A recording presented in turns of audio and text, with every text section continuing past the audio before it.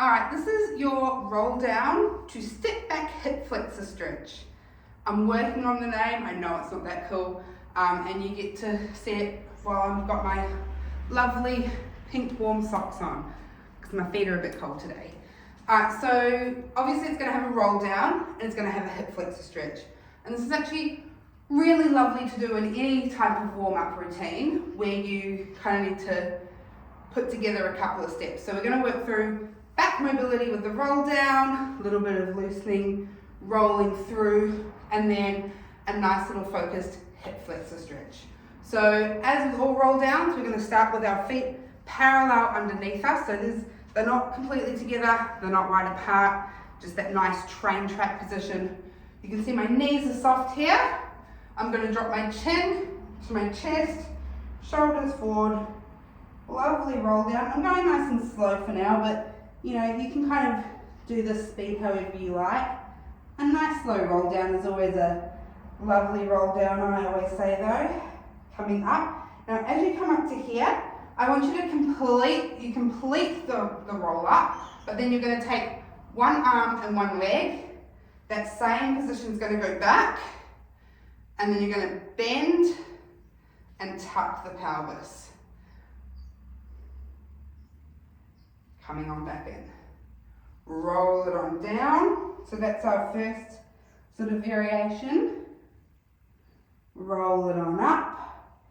Make sure you complete your roll up or your roll down. Arm, same as leg. Give yourself that nice little squeeze of the glutes. I'll face this way so you can kind of see that nice positioning. Again, you're still on those train tracks, right? Which is why we love having that roll down position. You just step that foot straight back as that arm comes around for that nice little position through here. That hip flexor stretch, it probably won't be too intense if you have a lot of flexibility through your hip flexors. So if you're in splits and things like that, but it is about just getting that pelvic tuck underneath. All right, we're not sort of trying to push down. We're trying to tuck up like our pelvis is like this, right? So there's your first variation. Once you get that one flowing through, I'm going to show you one that's a little bit, I like kind of a little bit more flowy, a little bit more dancey. So we go roll down, we come up. This time we're going to use both arms. They come up, step our foot back, and we actually use our hands to scoop.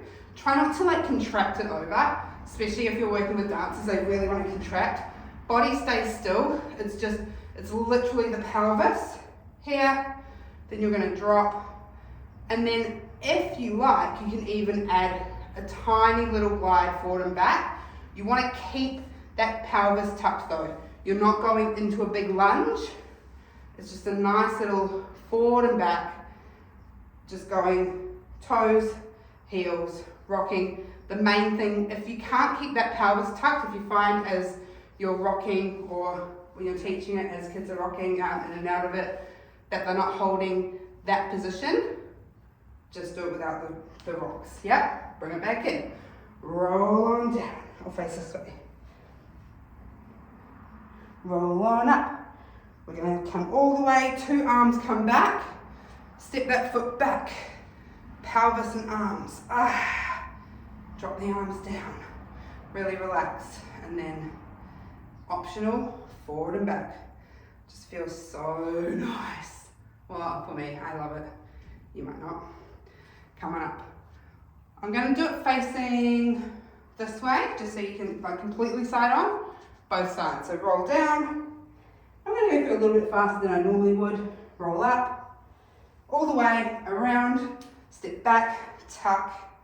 And if we're doing it without the rocks, you can kind of just hold for however long you want. But it can literally be one count and come up. All right, so those are your roll downs to step back hip flexor stretch.